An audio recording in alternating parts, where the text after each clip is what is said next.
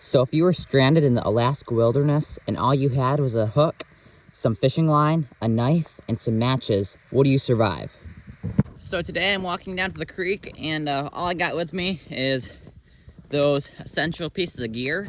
There's trout in this creek, and I'm gonna see what I can catch with just that stuff. It's pretty not likely that if trout is gonna come up and bite that bare hook. So I'm gonna show you some alternative bait that might work. And here in Alaska, there is some worms, but in most places, especially in interior Alaska or in high altitudes, you're gonna have some tough luck finding worms. So we're gonna have to go above that and see what we can find. So I'm not gonna say that you can't just hand line this line I got here and hook, but it's gonna make a whole lot easier if you make yourself a fishing pole. So with that knife, I'm gonna chop an alder branch off, and that's gonna be our fishing pole. So this little branch here looks pretty good, and that is what I'm gonna use. So I'm gonna cut part of the way through that with a knife, just get kind of a clean cut. And then should be able to break it off. All right, here's my fishing pole, and I'm gonna chop the top off and all these branches, and then it should be ready to roll. So here's my pole. Doesn't look that bad. And I have caught a lot of fish using a stick like this. Alders, willows, cottonwood, all works great for fishing poles. Usually if you're trying to catch some big fish, you actually want to tie the line to the larger end down here, so that if you tie it tight right here, it's not going to slip off, since the stick keeps on getting bigger.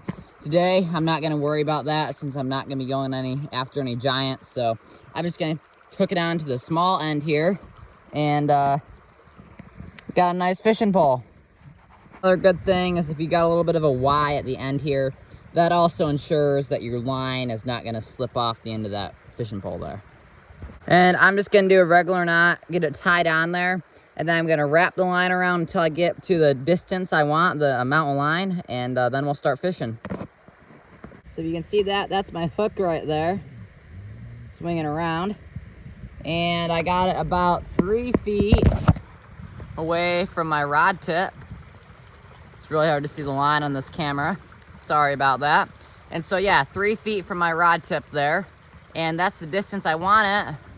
But I got a whole lot of extra line raveled up there. I probably got about 10 feet. So that is what, if I get into a deeper spot in this creek or something, I will be unraveling some line. And sure, now we got this whole pole set up, but there still is one problem. We don't have any bait. So let's go find some. One of trout's favorite food, especially the Alaska rainbow trout, they love eggs. And I don't happen to have any salmon eggs just hanging around here, since I didn't pack any, but we do have some cranberries right here, and I'm gonna use some of these. They imitate eggs pretty well, and they look quite a bit like an egg, as you can see, and the fish do not like the taste of cranberries, but they sure do like the looks of them. And if you're ready, you can catch some fish off of these guys. Let's see how we do. All right, we are all rigged up with our cranberry, and let's see if we get any fish.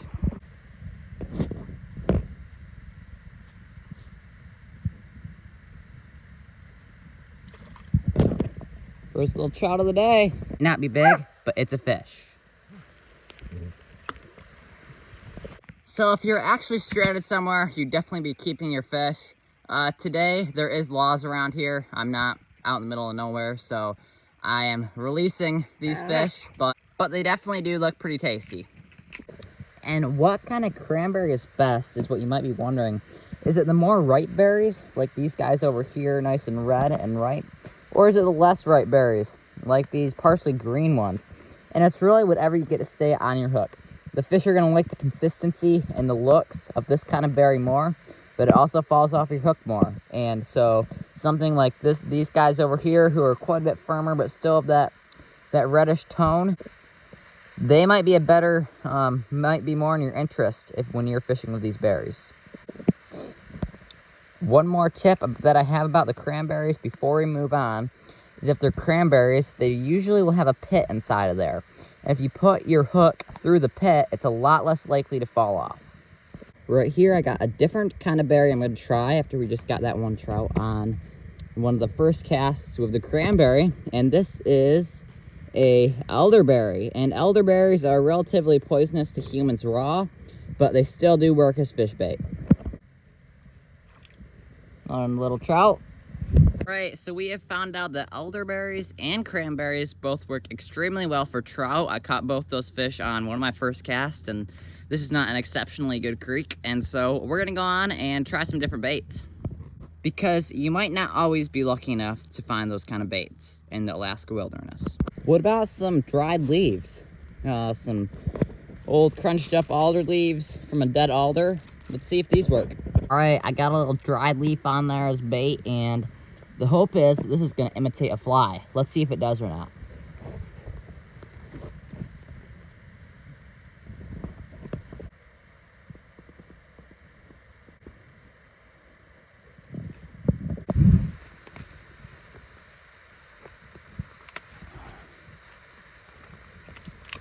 It's a nice fish. So that still wasn't a giant fish, probably 7 inches or so. On the trout scale, not very big, but the biggest that I've caught so far today. And that leaf took a little bit longer, but we still caught a fish. I actually got 2 fish. I didn't get the first one on camera very well. So yeah, leaves are definitely still a pretty big hit.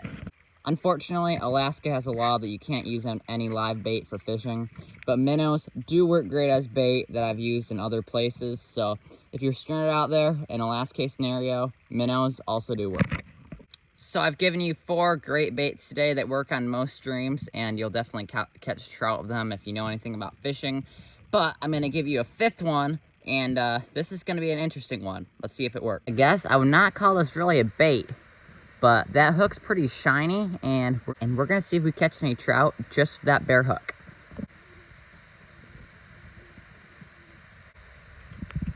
They're nice 7-incher or so, just on the bare hook. That is definitely an interesting bait you may not think about, but you can catch fish just off that bare hook.